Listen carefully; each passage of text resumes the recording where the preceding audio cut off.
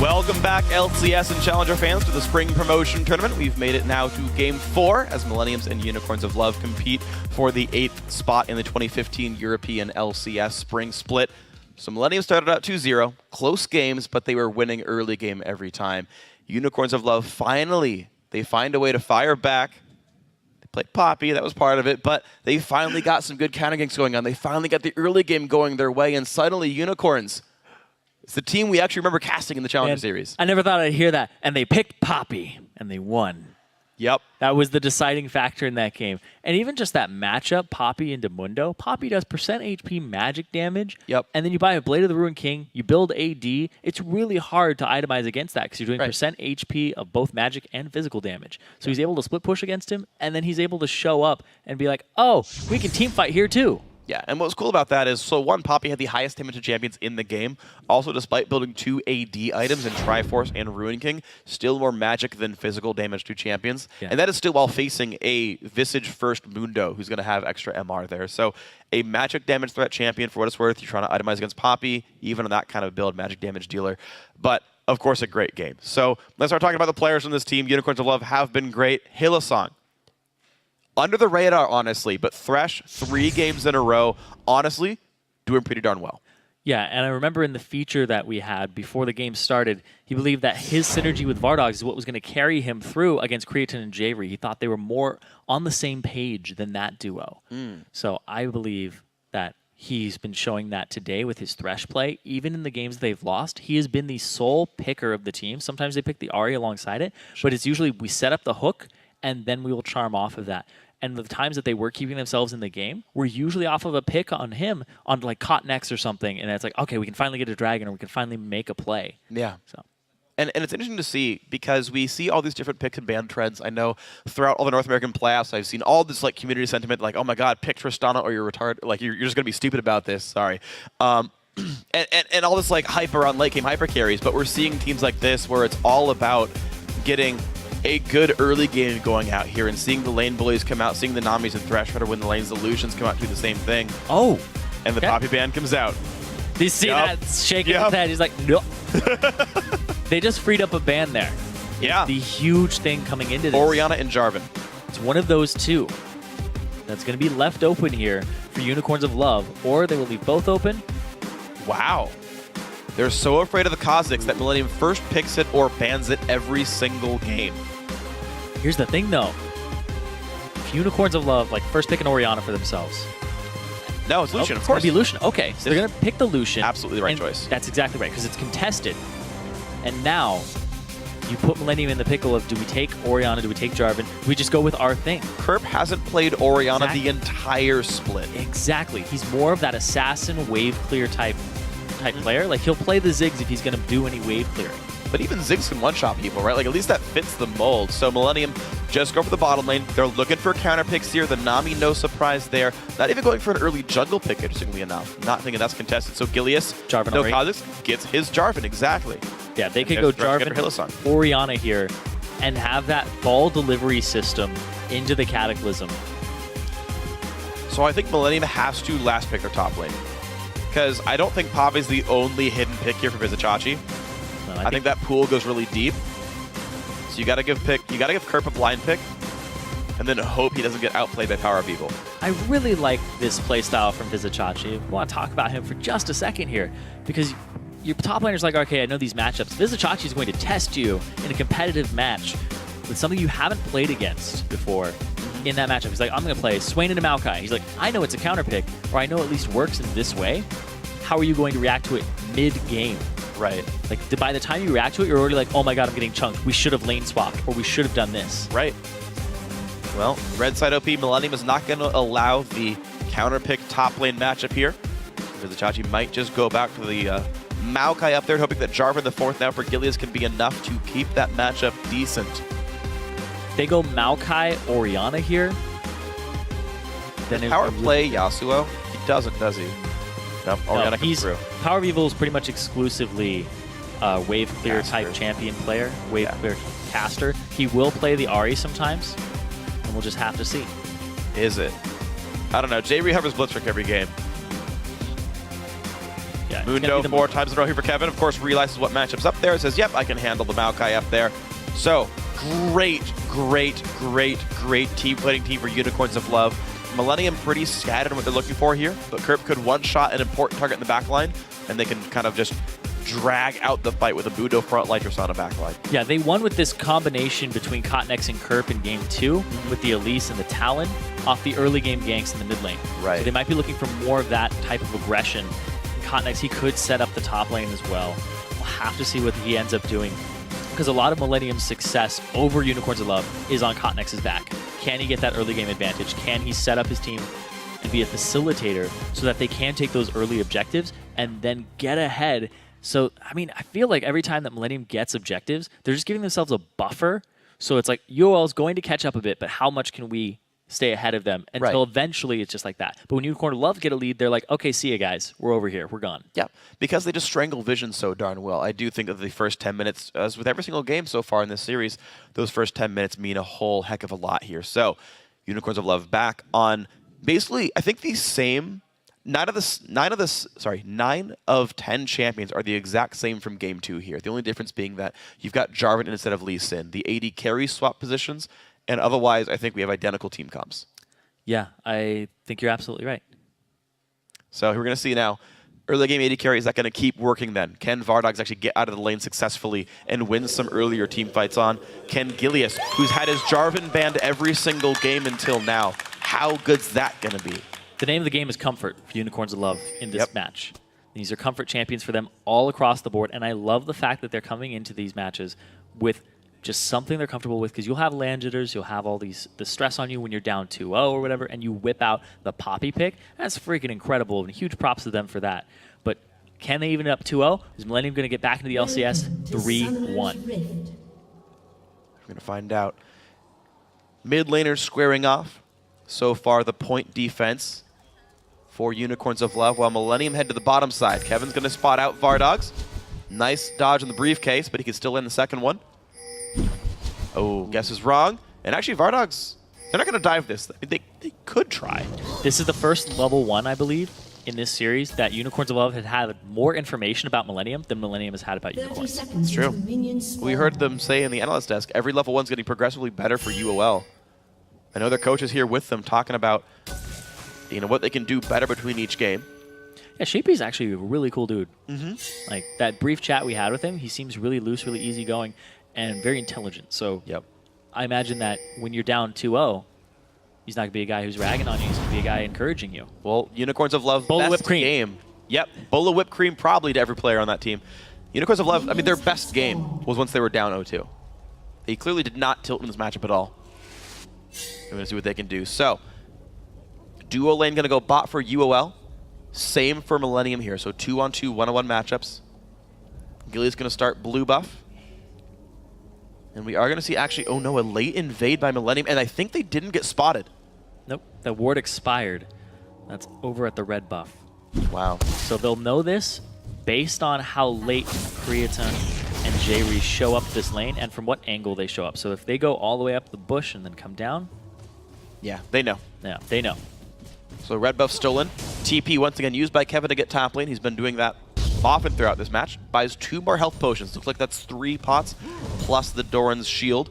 And Gilius does rightly choose the correct way to go here. And he will grab the enemy red buff, so this will be an equal buff trade.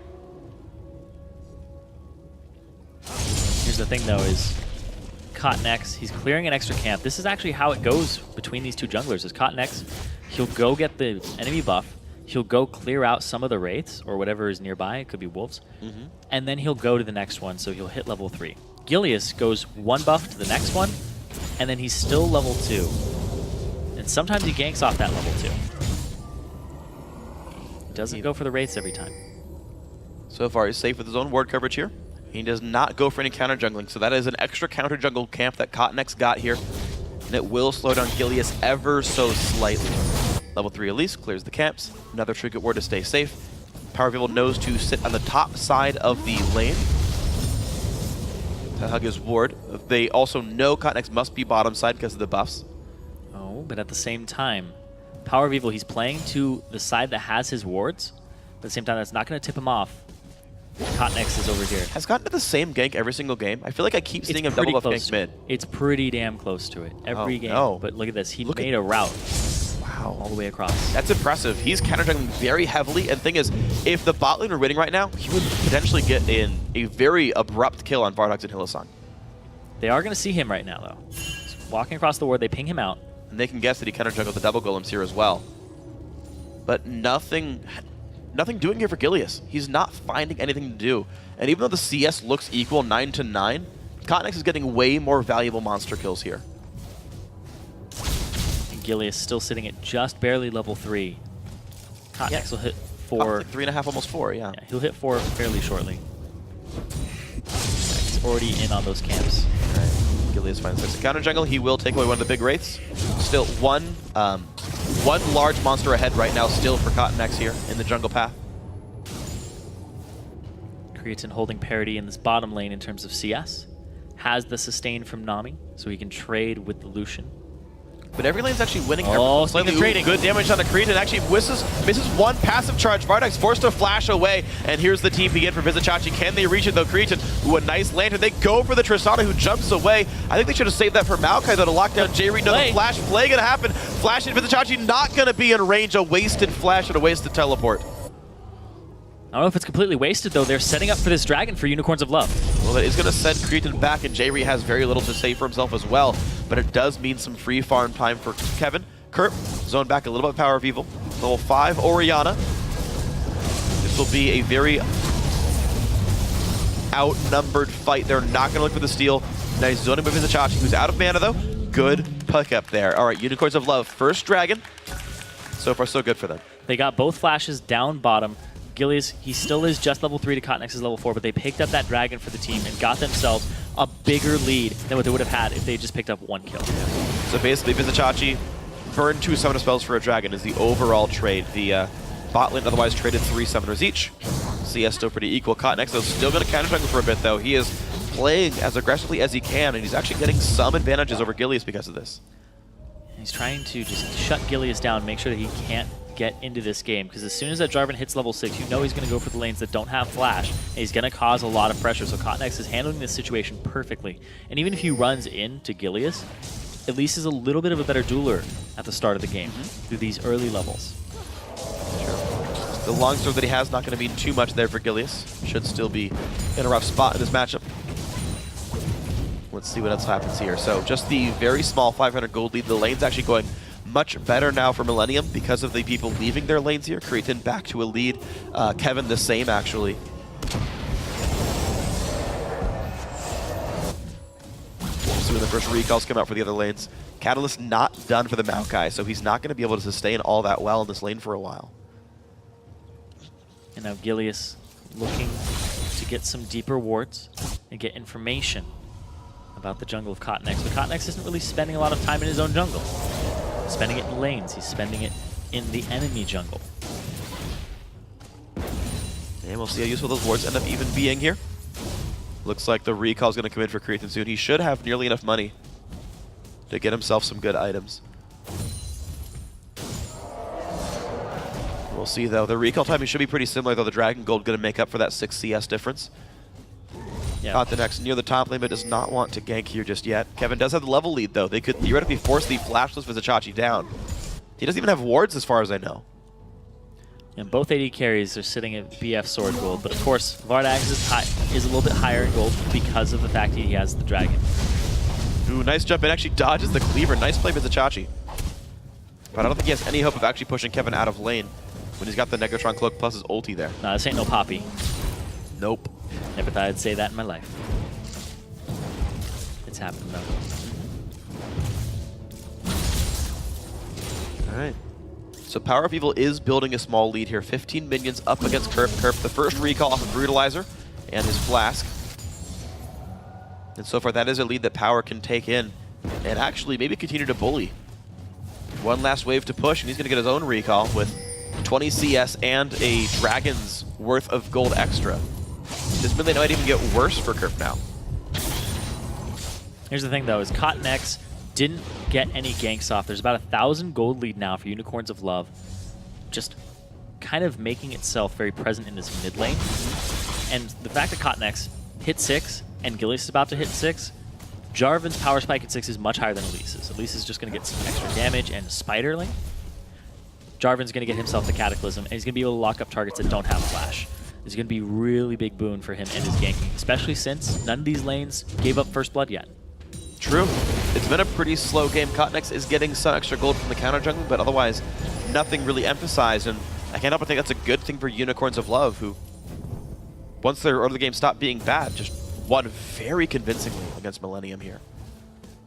That's going to be Gilius with the back.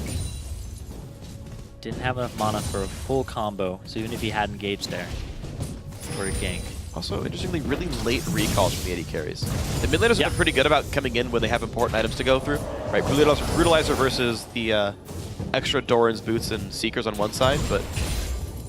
So here's the thing, is that the bottom lane, nobody's really bullied the other one out of this lane. They're just sitting there, gentleman's agreement, we're just going to keep farming. Yeah. They both are sitting on about 2,500 gold, and Dragon is up in 1 minute and 40 seconds. So no matter what, you're not going to be able to recall and get more than, I think, BF Sword Pickaxe. So very smart recall right now by Creatine, should be able to get that item. Oh, he can't afford it, gets boots instead.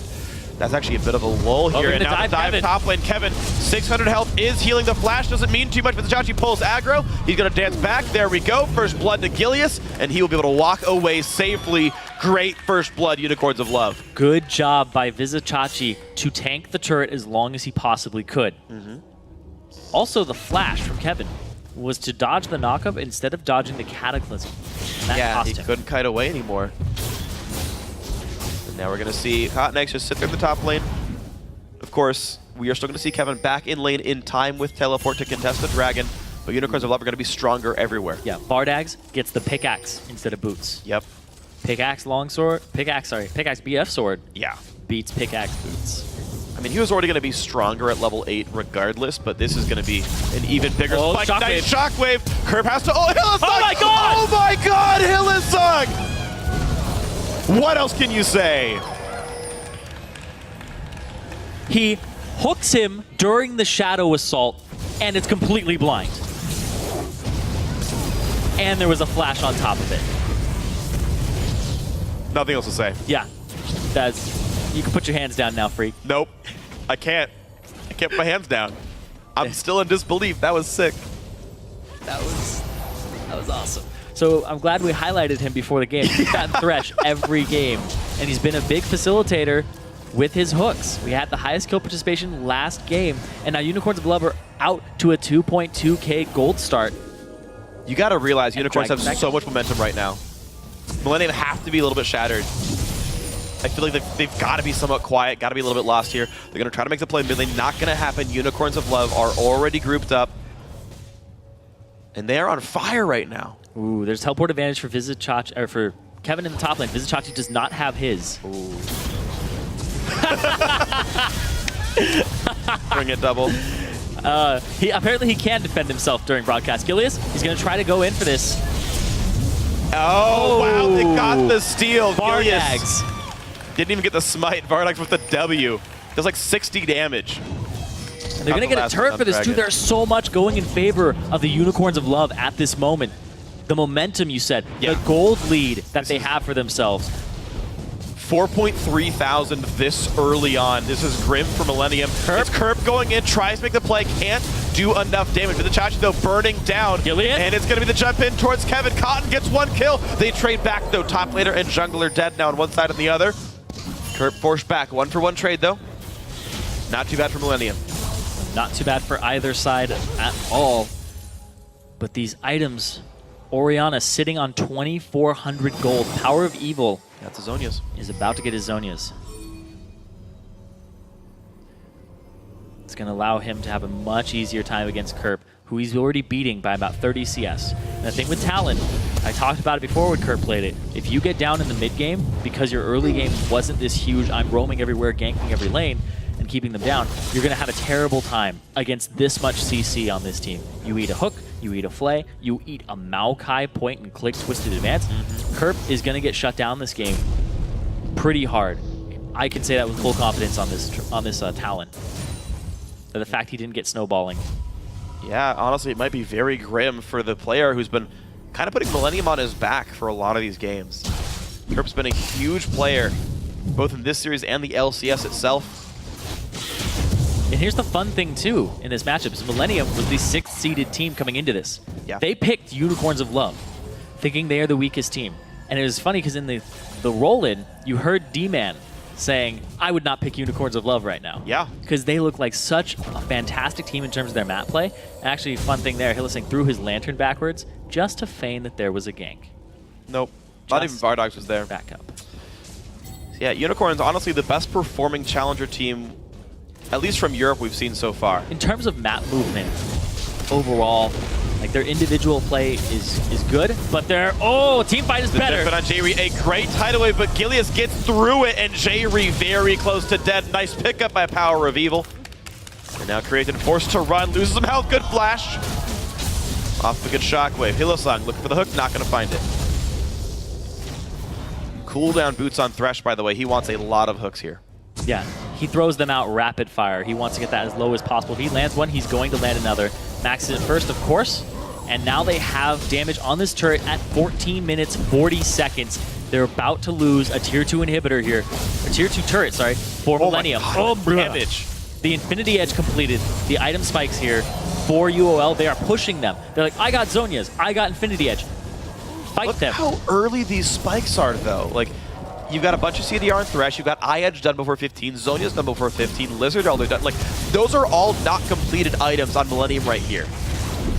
And they're going for the same things. Wow! Gilius picks up Cotton next. Kevin low on health. He will fall, but Gilius will trade his life. 2 for 1 into the mid turret. That's going to drop as well. Kerp does not find a way in. They go hook onto J-Re. They root him up, and down he goes. A 3 for 1. Kerp tries to make the play. He does get a kill back. They kill but him. They destroy Creatine, and now the inhibitor turret is dying at 15 minutes. It's a 7K gold advantage for Unicorns of Love at 15 minutes and 30 seconds. They're about to get this blue buff for themselves too. You basically give them a finger, they're gonna take your whole arm, and it looks like they're just taking the whole body. They just blow up Cotnex in the back. Gilius, complete forward motion call there. Goes for the dive. This team is well equipped to deal with that, and Hylissang all series long has been getting the picks for his team. Kerp makes it happen there with the end of the Shadow Assault. But Creatine just gets blown up by Power of Evil, and these item spikes are so early that you don't even have levels to deal with them or soak the damage that you're going to be taking. No. Even though you're not seeing the standard death cap stuff coming out, no voice death yet for Power of Evil, he's destroying people, right? He's got so much damage in this build because it's so darn early on. Vardogs as well, I don't think he's even that afraid of Kerp. Like, No. Until Last Whisper, I don't think Kerp can 1v1 him. Burst him, rather. He might be win the duel, but... Kerp doesn't have a completed item. He's like, I got Brutalizer, Moby Boots. I'm trying to move around this map. I'm trying to get some gold for my team, but it's not working out. Infinity Edge isn't even completed on Creatine. Still.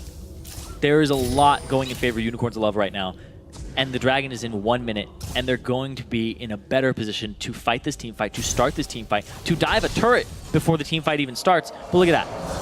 Millenium just going to have to back off of this objective and give it up. They don't have the numbers. They don't have anybody to defend this. It is good to Millenium's credit, though. They actually have a nice line of defensive wards here. Their warding's actually picked up throughout this series, and Millenium are not going to get caught off guard too much here. The difficulty is that they might just not win fights regardless, but at least they're not going to get picked off nearly as much. Unicorns of Love, though, still pushing in, looking for their 4th turret to 0 in this game. They've not given up any objectives this time around. Nice jump away. Cotton gets hooked in. Out he goes.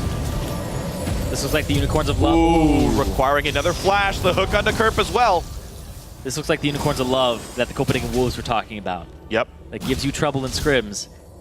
First 2 games, you could see signs of that. Now you're seeing it full force since game 3. It took nearly a millennium, but Unicorns of Love have finally showed up. There's the tidal wave. There's the engagement. Kerp gets hooked. Doesn't find too much damage, but Hylissang gets locked up. They're going to trade 1 for 1, and the battle has begun. The TP in for Vizicachi. Who can he find? Oh, he got him. It's going to be Tristana, but is it enough? Oh! Yes, it is. A double kill for Power of Evil. 2 for 1 so far. This should be a turret kill as well. Gilius, yeah, he's taking a lot of damage. Looks for Cotnex. Gets the knockup, actually, and gets the duel. Vizicachi shows up to make sure. Tag teams in. this is going to be a turret kill. UOL has such great team fighting on top of their objective control, and that was a great display of power by them, flexing their items, flexing their advantage, and now they're going to go straight for this dragon and just make that gold gap even larger. The thing here to look at between the two games, or at least the two victories for these teams, is when Millenium wins, it's a 40-minute game.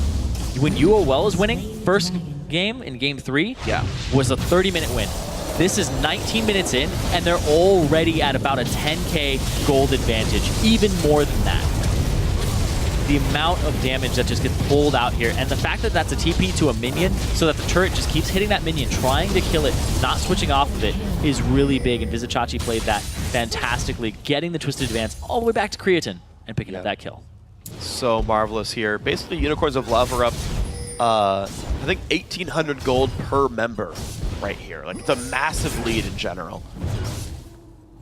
You can see down the line, just brutal stuff here. 2,000 on one side, maybe 1,000 on the other, but Unicorns of Love just so far ahead. Finally, one turret goes down. Kerp is trying. He's got a kill. He's got 2 assists. He got the top lane turret. But there's so few advantages coming in Millenium's way right now. So we're about to hit the 20-minute mark, and it's a 10k gold advantage. And a lot of that is just spread out. Power of Evil is about 2.3k above Kerp at this point. Actually, scratch that. He's 3,200 above Kerp. Jeez. It was such a big number that I just stinted on the math. Lost track of math. Yeah. 3,200 gold advantage. Ooh, Cocoon Gilius, though, taking a whole bunch of pain. The picks work. The defensive wards from Millenium are showing up.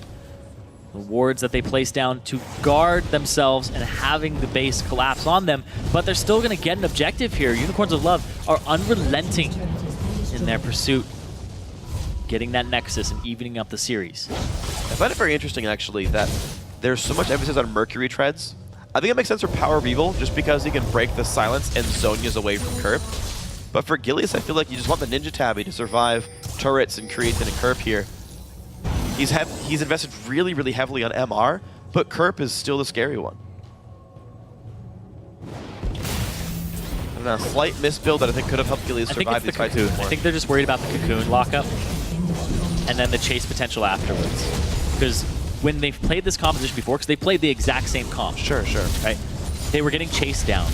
They were getting hit by things and going, okay, you guys have to leave me because I'm dead. Because Mundo's just going to keep cleavering me, and then I'm going to eat another Cocoon, and it just keeps happening like that. So I think the Mercury Treads are just to play safe in this, because they have such an advantage now that would be really hard for them. They would have to basically dive and mess it up multiple times for Millenium to get back in this game, or give up some dragons off of bad team fights.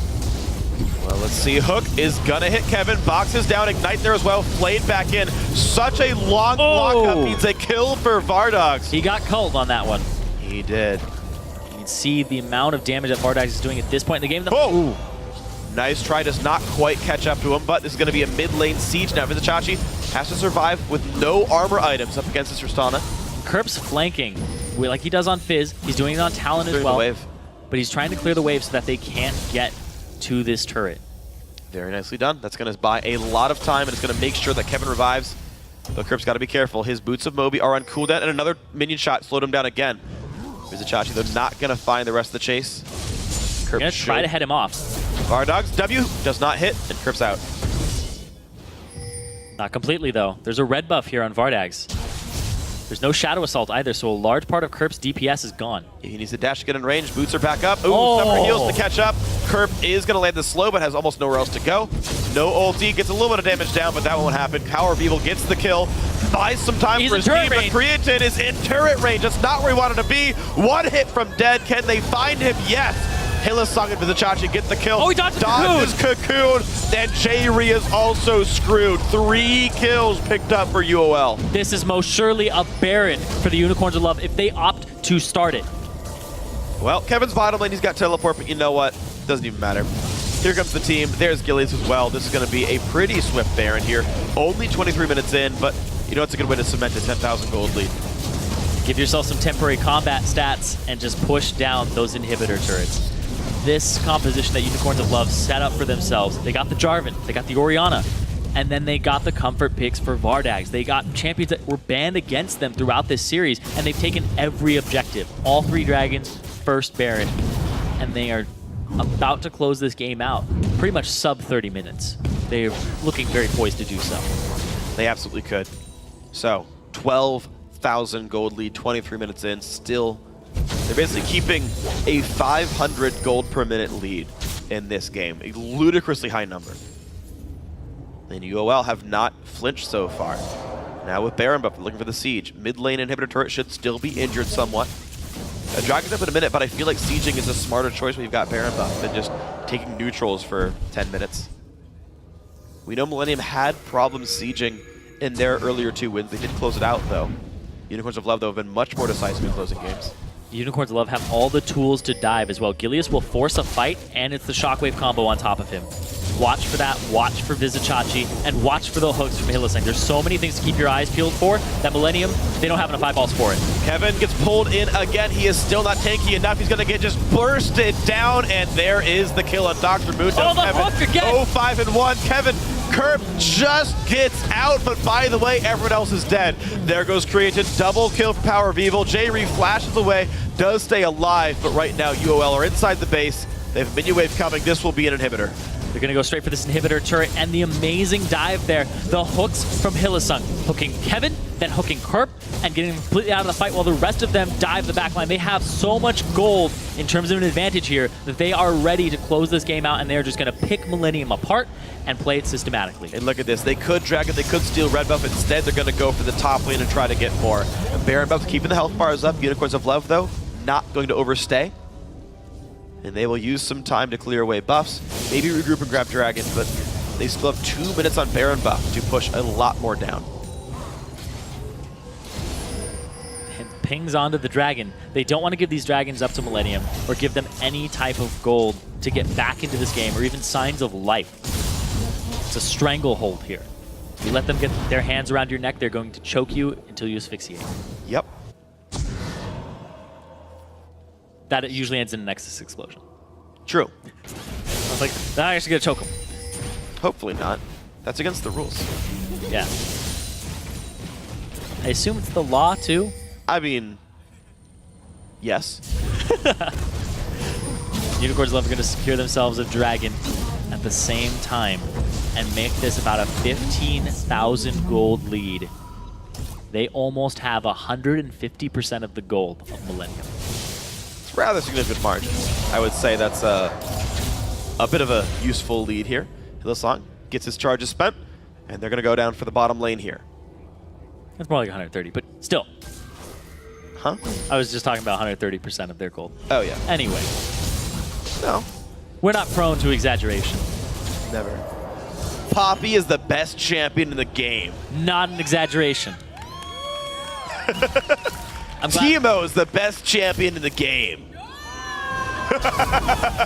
All the good crowd showed up today. Think what you wish. Here we go, guys. Bottom lane under fire. Baron buff on for 30 seconds more. They got 1 wave left with Baron buff. Kerp holding the mid lane pretty safely. Looks for the flank. Not going to find it easily. Hylissang sweeps away some wards. Not much vision for Millenium. And here they go, looking for inhibitor number 2, 27 minutes in. Gilius knocked up, though, good damage. Onto the TP. minion. Will they even go for this? Kerp is still behind the team, looking for the flank. This is Millenium's last stand right Gilius. here. Gilius loses a lot of health. In goes Kerp. So does Power of Evil. There's the front line, and down goes Kerp. Down goes Kevin. The knockup and caught next. Gilius still alive. 3 for 0. This is going to be the game. J-Re going to fall as well. And even the hook gets created. 5 for nothing. Up. Make that 5 for 1. Vardags goes down. But that will be the game. Unicorns of Love tie it up 2-2. Next winner is in the LCS. A 28-minute game from the Unicorns of Love. Their average game time in their victories, about 29 minutes. Look at Millenium, it's about 40. Big disparity in terms of how these teams play when they have a lead over their opponents. Unicorns of Love, frankly just look like a better objective team. Yeah. And the picks and bans, if they get champions that can contest these objectives at any point in the game, they stand a chance. And if they get an early game lead off of Cotnex not pushing an advantage, right, and off of Gilius just sitting around, like that game, they did nothing in the jungle. It was First Blood came out very late. But that was in favor of Unicorns of Love. Exactly. Because they're like, let's just wait until around First Dragon, and they got the First Dragon for themselves. Right. They got a tiny gold lead, and it just got even bigger off of that. Yep. Unicorns of Love, they play the map better. They are close enough in individual skill that holding onto a laning phase is fine. The only disparity, again, I think, that Millenium can use is Cotnex. He's such a good jungler, and he made so many good plays early game.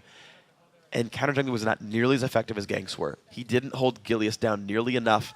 And so I need to see him make some plays in Game 5 of Millenium and want to stay in the LCS. Otherwise, I think Unicorns of Love are just the favorites at this point. Yeah, a lot of them were just grouping up 23 to 6 in kills. Yeah. It's just a huge margin there. And a lot of them had 20 out of those 23 kills that they participated in. Right. It's all team fights. Yeah, and they set it up for themselves too. Jarvan, Orianna, there's a reason those champions were being banned away from them. Right. And coming into this next game, they're going to be on red side again. They have a counter pick opportunity. Right. I think the Jarvan's going to go back on the ban list. Don't know so much about the Poppy though. It does mean that Lucian can't be secured anymore. Exactly. And the bottom lane has been dictating a little bit of this because just they get into the fights and a better bottom laner tends to be winning those battles when that happens. So something to watch for. Also, when he's not on Lucian, he's giving up a large CS lead to Creatine. Right. So something to watch for. Certainly we're going to have a very interesting Game 5, but with a climactic Game 5 imminent, let's go over to the Analyst Desk to walk us through Unicorn's win. Thank you, Freak. And a very decisive win at that. Another quick one. As both Zyrene and Freak stated, when Unicorns of Love have a lead, they are quick to close it out in comparison to Millenium, who seem to have extended games that they'll close more methodically. Yeah, definitely. When they get that lead, they start going for the more aggressive picks. They start getting in the jungle, and they just start sieging. And Millennium's team comp is so bad against sieging. They have an assassin. They don't have the wave clear necessary to defend from a siege. So as soon as Unicorns of Love get that advantage and get on the siege, they just start getting into Millennium's base, and there's not much they can do. I want to take a look at the picks and bans because, as we expected, the Poppy did come through as a ban, but that meant they had to replace it with something, right? So they ended up leaving up J4. And I had questioned, all right, leaving up the J4, can he use it to the extent where he can have some early pressure? And are they going to properly combo it with the Orianna to get some dives and again, early objective control? And it seemed to work. So now that they're moving back on, to they're switching sides yet again, the question is Millenium normally banning Syndra, Ori, and Jarvan. They ban that both in games 1 and 3. If they have to throw the Poppy ban back up, which one of those 3 do you get rid of? I think they're probably going to get rid of the Ori ban and go Syndra, Poppy, Jarvan. I think you still have to ban that Poppy. It looks like Kevin's played Mundo all 4 games. It seems like that's his comfort pick, and that's what he really wants to be on, and he's not comfortable on much else. But I think it's really important that Millenium gets the early game lead because Millennium's running these assassin comps where they have to get Kerp ahead. Their win condition is basically Kerp right now. It's like, Kerp, get ahead on this assassin and give us all the map pressure we need to make these plays to get the Dragons to be ahead. And that didn't happen Game 4. That didn't happen Game 3. And is it going to happen Game 5? I think that's the big question. 100% I agree that they should replace the Ori because the Jarvan is what allowed them that hard initiate under the turrets. It's what it gave them the option to dive, whereas Lee Sin is going to require a little bit more mechanics there if you really want to go and get the perfect pick off and the kick out back into the team. I want to jump into a replay here. We're going to go 11 minutes into the game because we talked about how Millennium's win condition is their mid lane, and we wanted somebody to extend pressure to the mid lane. Interestingly enough, though, it's Thresh who does it in this game. Finally, Thresh goes for the mid lane play, and so many Mad Lifes have been happening recently. This is like the second one this series. Saw one a couple days back, and he gets the ulti off. Thresh just walks up, beautiful flash hook right into the flash, and Kerp's dead, and they basically get the mid tower for that. It gets down to like 5%, and that's the kind of plays you need to be making on these melee mid assassins who are very, very vulnerable to getting ganked and are very hard to farm effectively when you don't have the vision to play up. And as soon as they got that mid pick, they went over. They actually didn't set up well for the dragon, but Lucian got a nice steal on it, which even sealed Millennium's fate even more because they lost the dragon and they lost the mid turret. And then they just kept pressuring mid. They pressured bottom, and you could see Millenium couldn't do anything. Talon wasn't strong enough to split push. He wasn't strong enough to burst anyone, and their team fight just fell completely apart. That's a lot of gold into Unicorn's hands at that point, too. And I want to point out that in the mid lane, we saw a very similar build to Kerp's Fizz in the first game, where having a massive gold lead, they went for the defensive item first, choosing to go for that Hourglass as a safe way to make sure that they could close out the game quickly and efficiently, but while still having a fair amount of AP to support their aggression. Yeah, Hourglass is definitely like one of the biggest anti-throw capabilities for like a mid against any like assassin, especially like a Talon. And once he gets that Hourglass and he's ahead, he can just, you saw how far up he was playing in those sieges. And even if they went on him, he always had his Hourglass. He had a Maokai and a Thresh to peel for him as he played up his Orianna. So it was really hard, especially with the Hourglass, to die for him. Like he basically couldn't die unless he like walked into 5 of them under the tower. So their siege was just so strong and so hard to deal with. You mentioned the Maokai. In the first couple games, I was a little underwhelmed by Vizicachi's Maokai play, but I have to say in this game, he played it much more fluidly. He used his engages properly. I felt like he mispositioned a few times in the earlier games with his Twisted Advance. This time, though, maybe it's just a factor of having that gold lead that he felt confident in diving, but it was much better use of Engage that allowed them to, again, go under those turrets at 20 minutes into the game and just completely take fights. Yeah, when you're that far ahead, all you need is Maokai. Maokai, please just root somebody. And then they just pop because they got a fed Ori, they got a fed Lucian, and Lucian seems like he's been a pretty big factor in these series too. They picked up the Lucian, they picked up the stronger lanes, and it seems like it's been working out very well for him as opposed to the Tristana pick. Yeah, the importance of the early game really showing for Unicorns here. I do want to hop into the second replay because all of this early game pressure that we talk about and the lead that they're securing factors into what they're able to do 15 minutes into the game under a turret. Yeah, this just leads into Unicorn of Love's win condition against Millennium-specific comp. Millennium's comp, again, has really poor wave clear, so they're really bad at dealing with the onslaught of the siege, and you just see the hooks go out, Jarvan just jumps in, pops Elise, and there's chaos everywhere, but to top it all off, Unicorn of Love is just way stronger than Millennium right now, and they can't do anything about that siege, so they just basically just run them over at this point. There's another great hook here, too. Yeah, this guy has just been landing so many great hooks on Thresh. I think he's had 2 Mad Lives this series already, and I've been really impressed by his Thresh play. Both Freak and Zyrene have mentioned Hylissang's ability to play Thresh. He's been on it throughout the entire series, and it's fine. He's finally able to, like, in this win, it was really showcased his ability to make plays on that champion. But now, of course, we're at the all-important Game 5, where everything's up in the air. There's no question Unicorns have momentum in their favor. So let's look at Millenium, because they played the first 2 games very well. However, is it time for them to get away from that assassin-reliant composition, where if it doesn't work out, they have no other options? I feel like they have to give themselves more outs as it goes later into the game. Yeah, the first time they had Poppy that kind of dealt with like what Millennium was running. This time they kind of had the Jarvan, and they just got those advantages. And the Game 5, the deciding game, they were Unicorns of Love were down 2-0, and they came back 2 games. And it's when you're at that 5th game and you're up 2-0 like that, it's so hard for any team to come back and be like, are we going to run Assassins again? What are we going to do? And what's worked for them twice is the Assassin, so they're probably going to go for that for the 5th deciding game.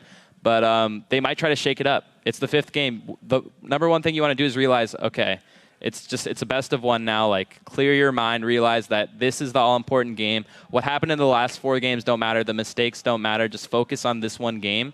And, yeah, don't let the other games get you down. And it might be hard for Millennium after those 2 games. And just to follow up on that, I feel like the period of time in which is going to be the most important, I mean, we've said it this whole time, is that first 10 minutes of the game. Because it's so important actually for both teams. For Unicorns, they need that lead in the first 10 minutes because it seems like if they don't have it, they will get beat out by decision-making and solid team fighting on the side of Millennium. However, if Millennium hands over that lead, right? If they don't play their kind of safe, steady, take objective, good vision control early game, then Unicorns will steamroll them once they have a couple thousand gold in their pockets. Yeah, I definitely think the Lucian pick is going to be pretty big in this 5th game. Whoever gets the Lucian, I think it's worked very well for whichever teams had Lucian because it's put so much pressure on the bot lane, and both AD carries seem to have done really well with Lucian. So I think that's going to be huge to determine who gets ahead in the early game. And the dragon control is also going to be very important. Well, picks,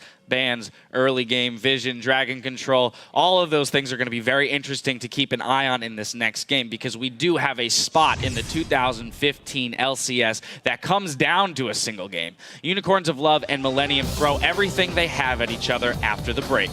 Don't go anywhere. The curve. But this is going to be an even bigger spike. Shockwave. Nice Shockwave. Curb has to... Oh, Hylissang! Oh my God! Oh my God, Hylissang! What else can you say? Alice still on the side. Push. They should back out. Yeah, okay. Oh, wait, no. Go. Okay, I'm Nami. Nice! Talon! Where is he? Where is he? Okay, them. Nice! One hit from Dead. Can they find him? Yes. Hylissang and Vizichachi get the kill. Oh, he dodged the Dodges Cocoon. And J-Re is also screwed. He is still not tanky enough. He's going to get just bursted down. And there is the kill on Dr. Moon. Oh, the hook again. 0-5-1. Kevin Kerp just gets out. But by the way, everyone else is dead. Go Taylor! I'm on Nice! Mundo's dead! Nice! Tristana! Nami! I got him! I'm coming! Coming for Nami! Nice! Oh, the gosh!